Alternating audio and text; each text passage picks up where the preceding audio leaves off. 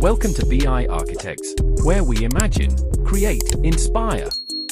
Today, we're showcasing two exciting enhancements of Toposolid in Revit 2026.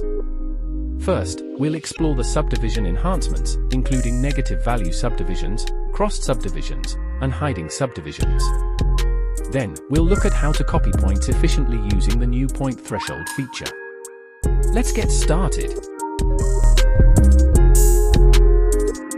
And if you want to learn how to create a Toposolid from scratch, I'll leave a link in the description box below.